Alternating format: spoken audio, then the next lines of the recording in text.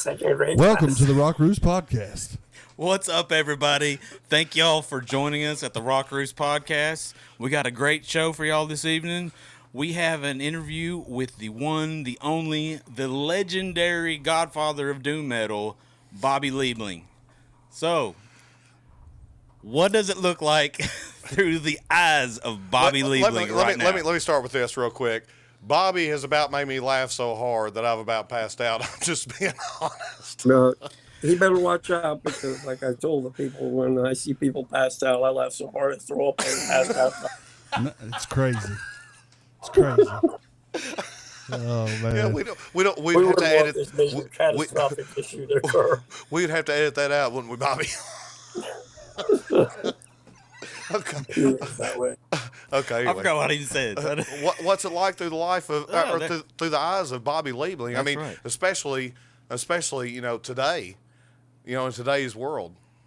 I'm out of step, out of time, out of, like the Little Rascals would say, technocracy, and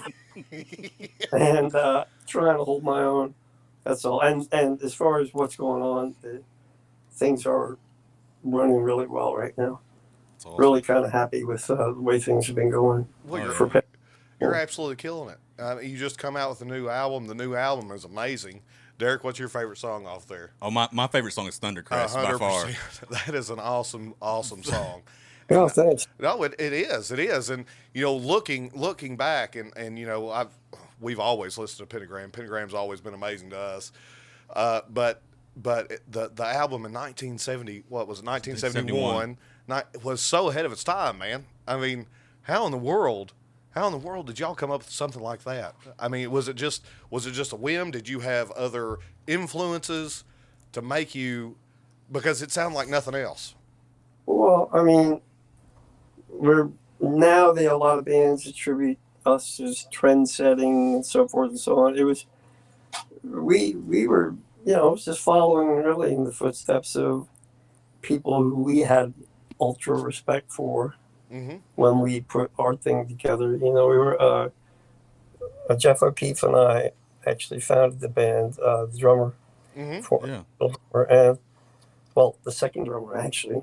And people don't really, the history of Pentagram is so convoluted, people get it wrong all the time. But Jeff and I formed the band, and we wanted to have something that was as heavy and wild as Blue Cheer. Mm-hmm. Oh, yeah. Oh, yes. And Blue Cheer were, they were berserk wild and ultra loud and ultra heavy, and we wanted to be on that order. Mm-hmm. People compare us a lot of times to Black Sabbath, we listened to Black Sabbath quite a lot, but we really were not trying to intend to be necessarily like a Black Sabbath. Although I guess there are things that are kindred to that, in the early days, somewhat. And of course, on our first few albums, there are some similarities, I'm sure. Well, some, but not a ton. No, not to me. So. Not to me. Well, good. Yeah, not to me. I mean, seriously. I mean, whenever I say trendsetter, I mean, to me, it's you all are the trendsetter. And there's no way that back in the early 70s there was a lot of bands like you locally, right? I mean, probably a lot of people looked at you and was scared of you, right? Well, I mean, locally we couldn't play any place, for one, because nobody would hire us because we played all originals, and you couldn't do that. It was unheard of back in those days. Yeah. If you weren't playing the hits on the radio, or some of them, and playing covers predominantly in your set, you couldn't play at clubs or bars. And there were a lot more of that type of gig as opposed to venues, in quotes, that became called that later on, which is just a bigger bar with a bar on the side. That's to be honest, most of them. Uh-huh. Yeah. But you couldn't get gigs, so we kind of spent the first, I'd say, 3 years going to the warehouse we rehearsed in 3 times a week religiously for 4 hours a night, and lock ourselves in there, and it was like our lab. We didn't play any place. We had no gigs. Did you invite people over to the warehouse, or? Yes, we used to invite people always to come down to the warehouse, and very slowly the crowds kind of grew and grew until I guess probably around 1974, about 3 years in, there were sometimes like maybe 50 people coming to watch, Yeah. rehearsal, Wow. Yeah. which is a lot to have at your practice place. Oh yeah, Absolutely. definitely.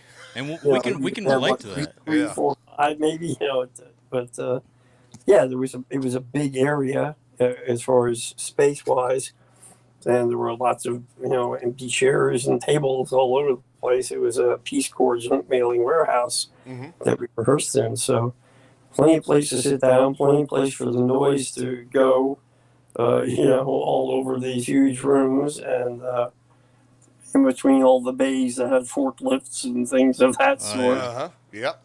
Yeah.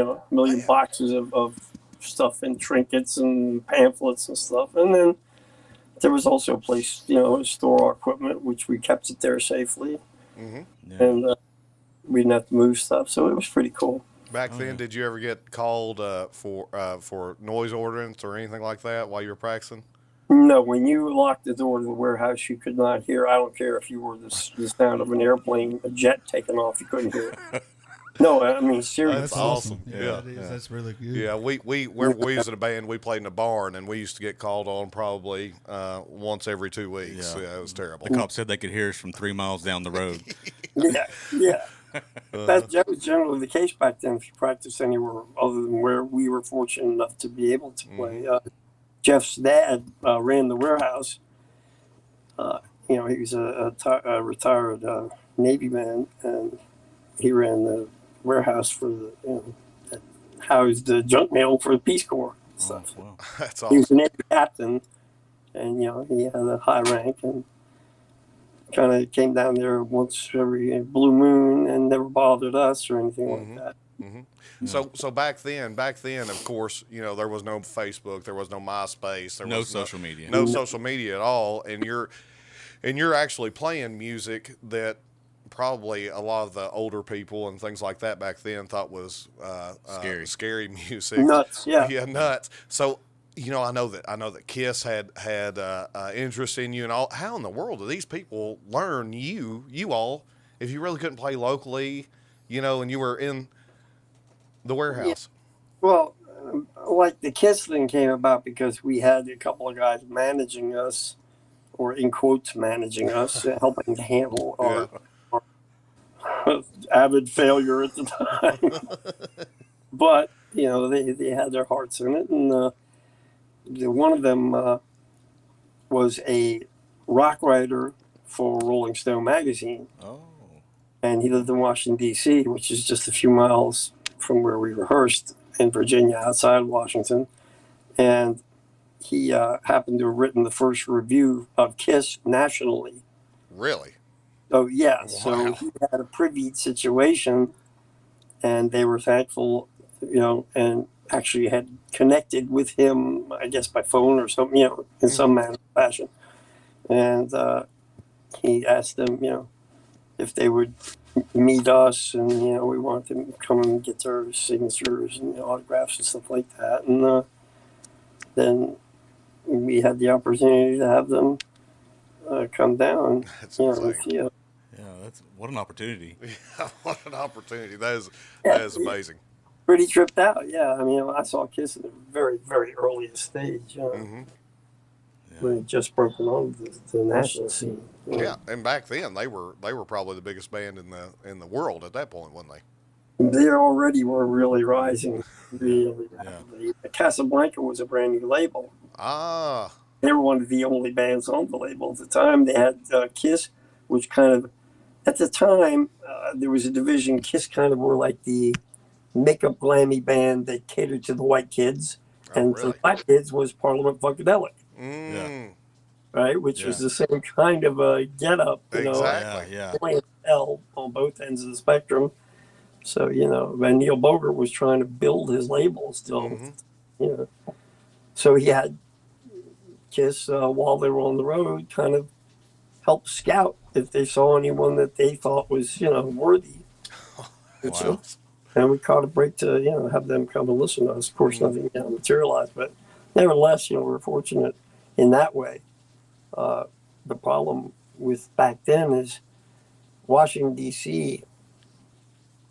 at that time had, and for decades, in my opinion, to come, had the worst music scene, no music scene in the whole U.S. Really? It was a stinking town for getting off the radio. You couldn't do it there, man. Forget it. Yeah. Jazz Yeah. scene. Yeah. Yeah. Nothing against them, but no thanks, right? Yeah. I mean, let's we Well, want something I mean, heavy. at the time, Uh-huh. no, Yep. my favorite kind of music now is jazz. But Really? oh yeah, Wow. I'm a big. I love Coltrane and I like smooth jazz too. And Yeah. Yeah. all the abstracts, I love the Thelonious Monk and that kind of Uh-huh. that relaxes me. Oh yeah. Oh You yeah, know, Oh the yeah. kind of music we play kind of makes me nervous wreck when I listen to it. And the only time I can really listen to heavy rock music these days is if there's someone with me who I want to turn on to a record that they haven't heard.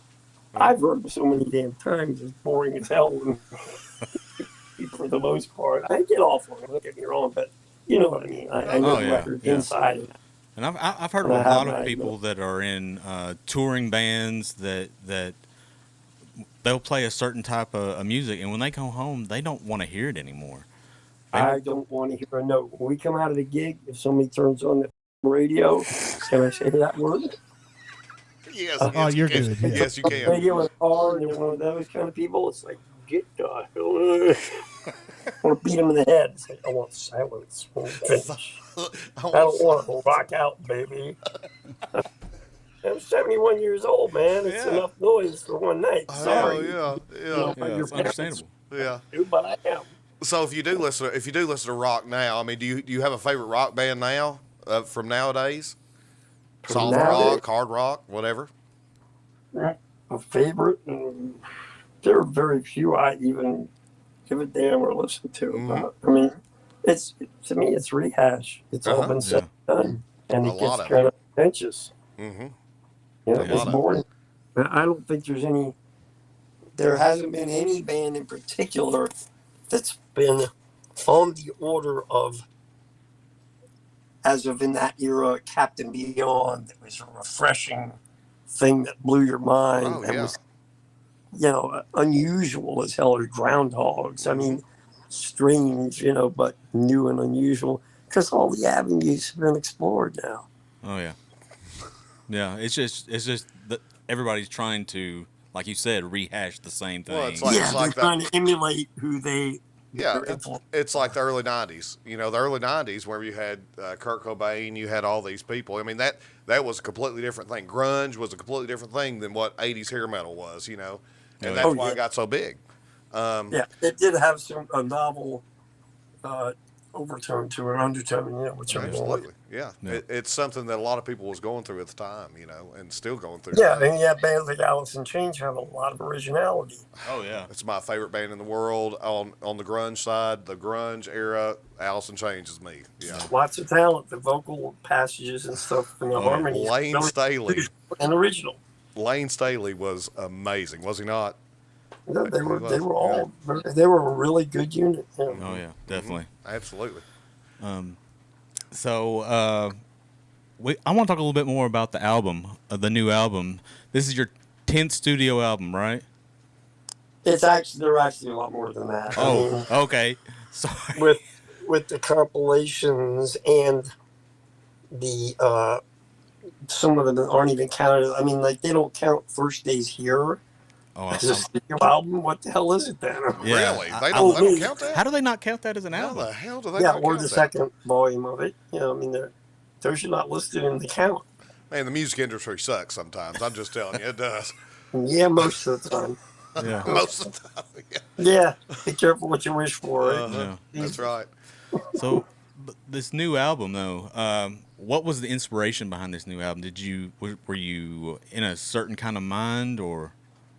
Not really. We Tony and Henry had a lot of songs they had laid down rough tracks for a year before we ever decided to really get moving on it as a functioning band. And I had an allegiance to the former members that I was working with for a lot of years, and I didn't want to leave that. And finally, so Tony and Henry had written and sent me uh, 10 songs that were written specifically to give to me to put my touch onto them and add to them and hopefully, put together a record. And at the time, I had just left a house I was in for almost 20 years on and off and had no place to go. I locked the door of that house, went on tour in Europe, and came back home to nothing and nowhere with a suitcase. You're kidding. Wow. And no, so I wanted to be closer to my son and my wife, and I decided to relocate right outside of Philly, which is where I am now, still, and to be close to them. And uh, I was staying in a motel with what money I had left, and knew that this is sugar off the pot situation. Yep. Time is up, Yep. and you got to have something going by the time the money runs out, or you're with the suitcase in the street in Philadelphia, of all places, right? And it just about came to that. It was 1 week, 4 days shy of that when I got lucky and found a place to reside. Um, but I couldn't give any focus to the stuff they had sent me at the time. I was too completely stressed out. Oh yeah. Oh, I know that I feeling. had no idea what I was going to do with my life. I was in my late 60s already Yeah. and have to earn a living somehow. So the former members were not able to tour and play live the amount that I required myself to do to stay alive. Yeah. Therefore, we had a very loving and amicable parting of the ways. They wished me all the best, and I completely understood where they were coming from. They had families and other career, situations. What we used to call the straight job, that kind of thing. Oh yeah. Yeah. And instead of being a weirdo like me, but nevertheless, this is my calling, and Yeah. I said, "You guys understand? I hope it. I have to play to exist. Yes. Oh, absolutely. Yes. Yeah. This is, people don't realize you think it's all a joyride and everything like that. You guys are partying every night. You go, all the girls and drugs and blah, blah, blah, blah. Give me a freaking break, man. When you're my age, it's hard to go knock your eye, my aching back. Have your knees straightened out. And this is often, but we parted ways, and I called back and spoke to Henry, my drummer, and he had already had Tony Reed and Scooter Haslip on board to do the thing, and it was kind of left open ended. If you want to do it, give a call. So I definitely gave a call, and I had never met Tony or Scooter in my entire life until the night before I did the vocal tracks on the album in Seattle. Wow. Wow. Wow. And so And I that's had the guys. no idea where the words that I had written were going to be applied to, and what songs, which are all instrumental at the time, tracks, or anything whatsoever, any format of any kind. It's just that Tony had laid down a bass guitar track, raw rhythm guitar track, and Henry had laid down a drum track. And I was bought a ticket through the guys, and they brought me to Seattle from Philadelphia. And I went out there and got picked up at the airport by Henry and Tony Reed, who I met for the first time. Wow.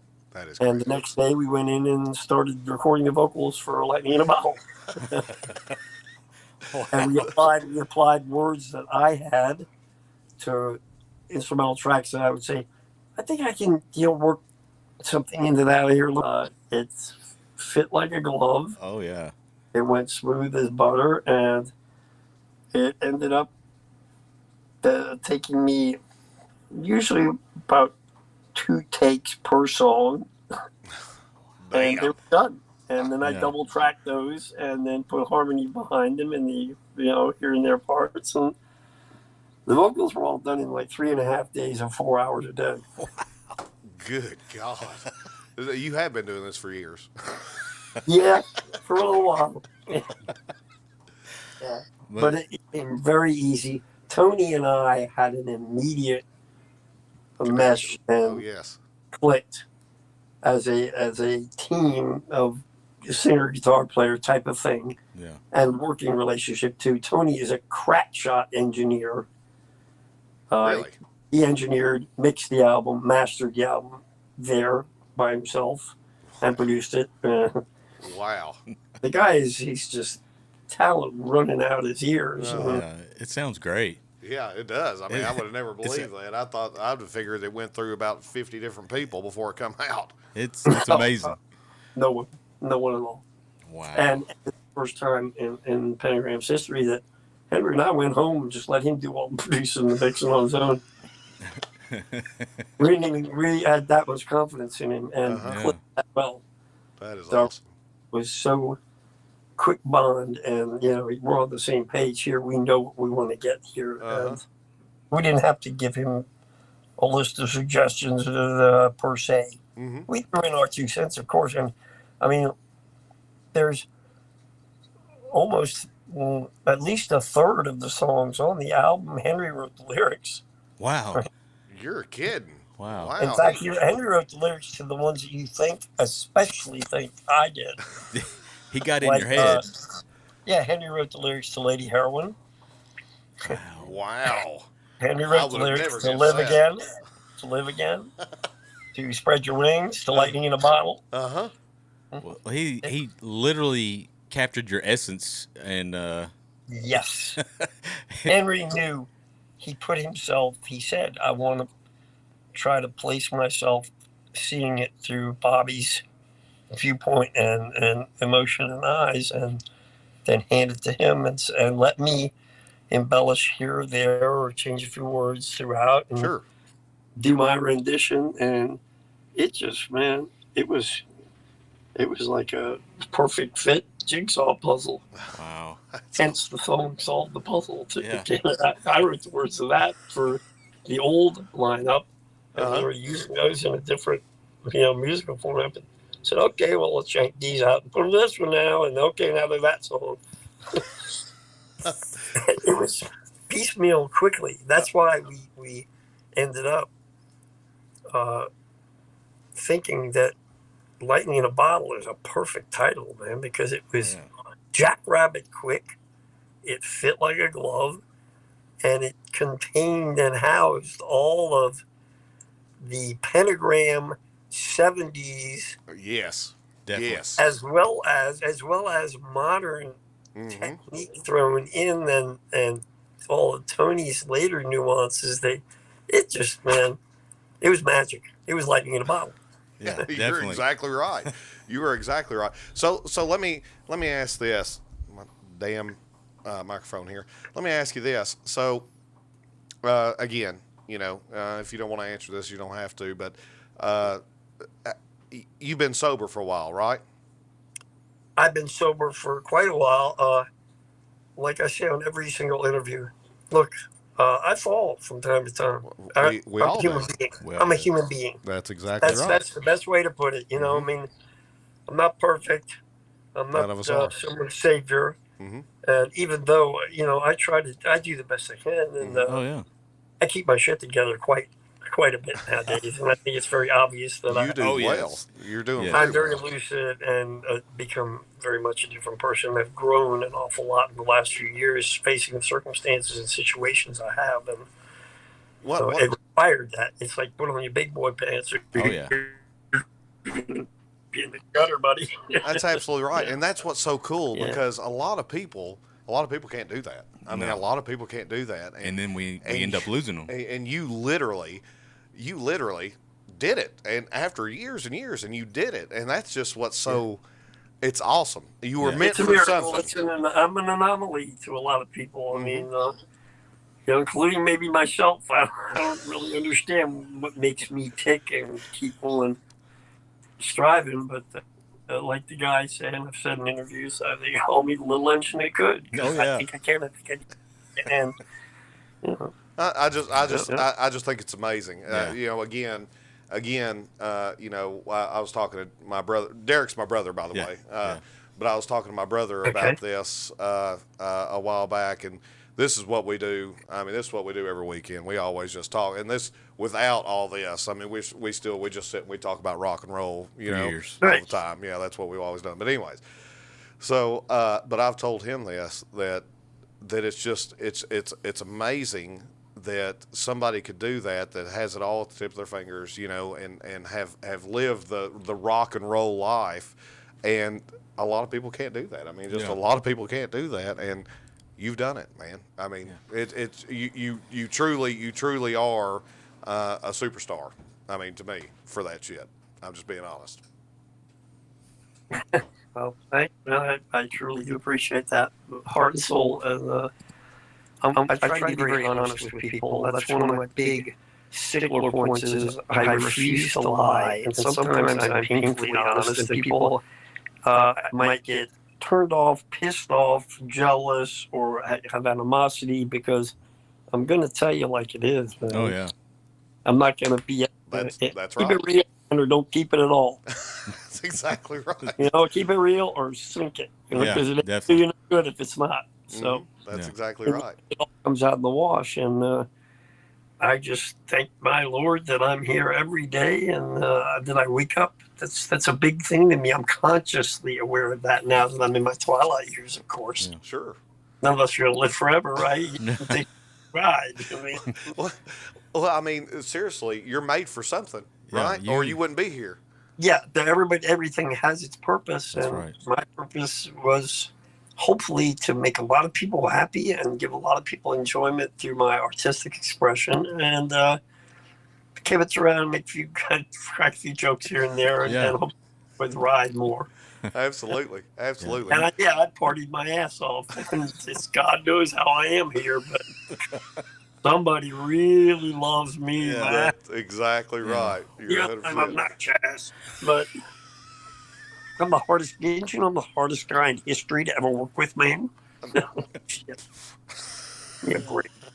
Give us a break, right? I'm just another dude, man. You know, Mm-hmm. put my pants on way at a time and pee at my, hey, what can I say? You know, Yeah. I mean, we all do. We all Yeah. do. I mean, you know, we had that conversation on the show the other day.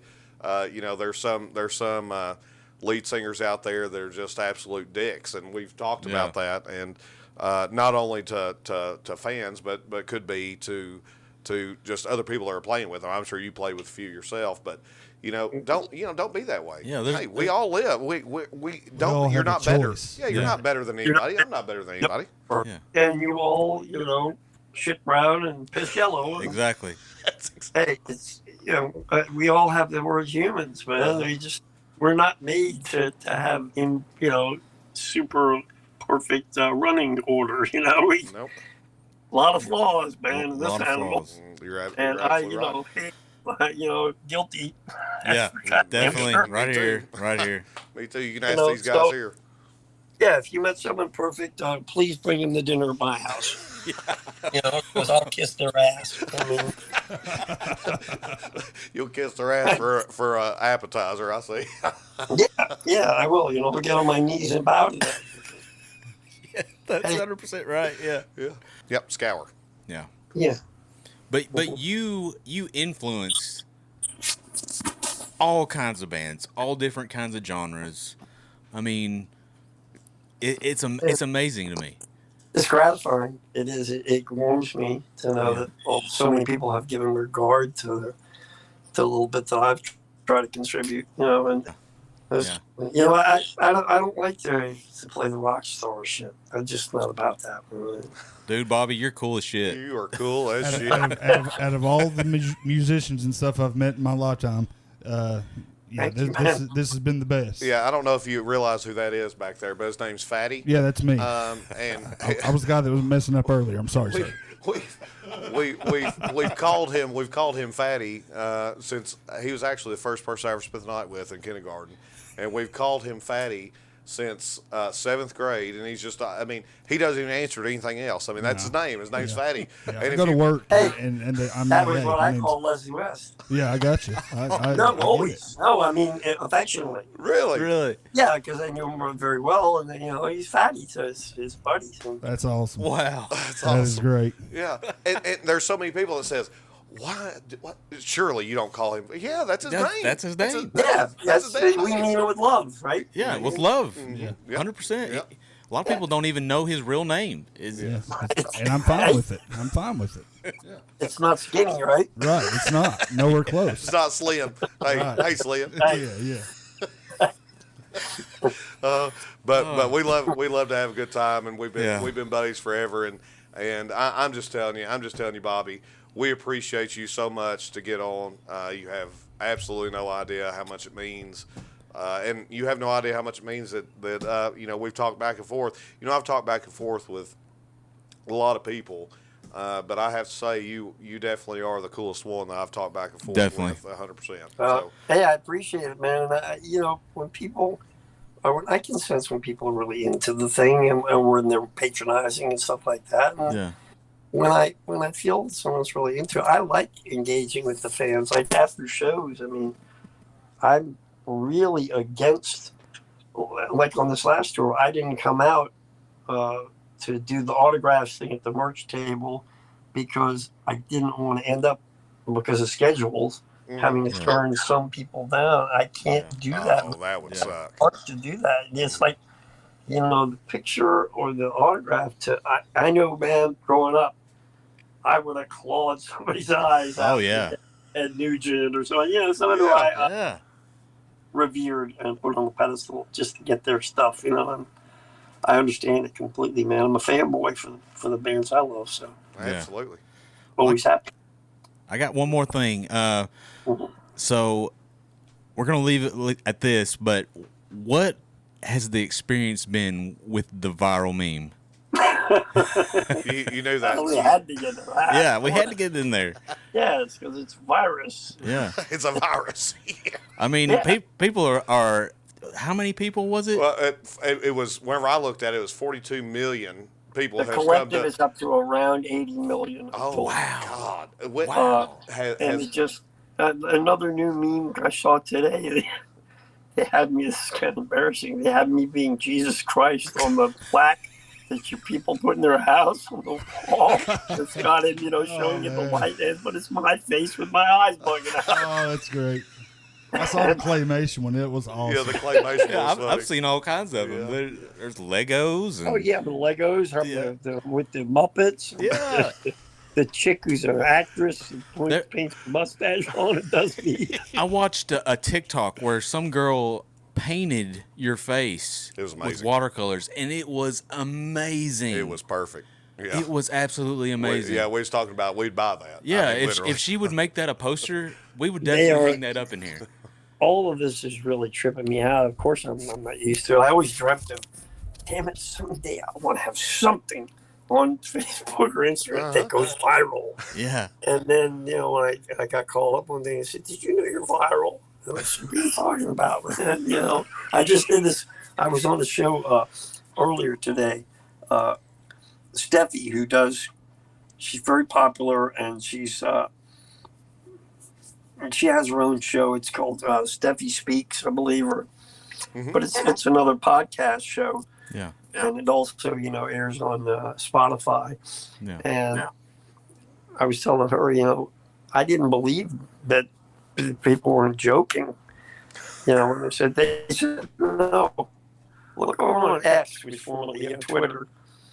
And this guy sent me a link. And I hit the link. Bullshit. And I went over, and this was like half a day in, 4 hours in, 3.2 million. Wow. Good Right? God. That is And I said, insane. holy shit, man, this is real. And then after a day, it was like 5, then 10, then 20. So have you seen that more people are being drawn to Pentagram now because of the meme? Violence, We lost you him. know, I'm on the monthly Spotify listener thing was around 82,000. Now it's almost a 500,000 Wow. monthly, and that's like up there with the big boys. Oh yeah, Absolutely. definitely. Absolutely. Man, I'm so happy for you. I'm really happy for you. So this has brought 80 million people to potential doom metal. Wow. It's yeah. I mean, it's another podcast I did. So it's brought that point up, which is a strong point that I'm very much hopeful about, and that's that it'll give possibly or hypothetically can give a big resurgence to underground metal as being over the top again, like Definitely. it was. Absolutely. And I'm hoping, man, that it'll kind of lead in some fashion, even as tiny, a crusade to, make people listen to the forgotten bands again. Oh yeah. The real underground ones, like Yeah. the ones that were my influences in the late 60s, early 70s, that were the kings of music to me. Oh yeah. Yeah. Hell yeah. Like go to your record store, you find a record that you've never seen before and listen to it. I mean that kind of thing it just ain't heard of anymore, really. No, but maybe we can, kind of at least connect that switch with some, even if they're flimsy wires, to get people back in the swing of that That's kind of right. thing. Absolutely. I think Especially when you got social network today. So Oh you, yeah. Oh you yeah. got mass media. We didn't have that shit. I had to go downtown and take a bus to a record store, and they have one rack for imports. There wasn't cell phones or any of that garbage. Oh yeah. Yeah. Yeah.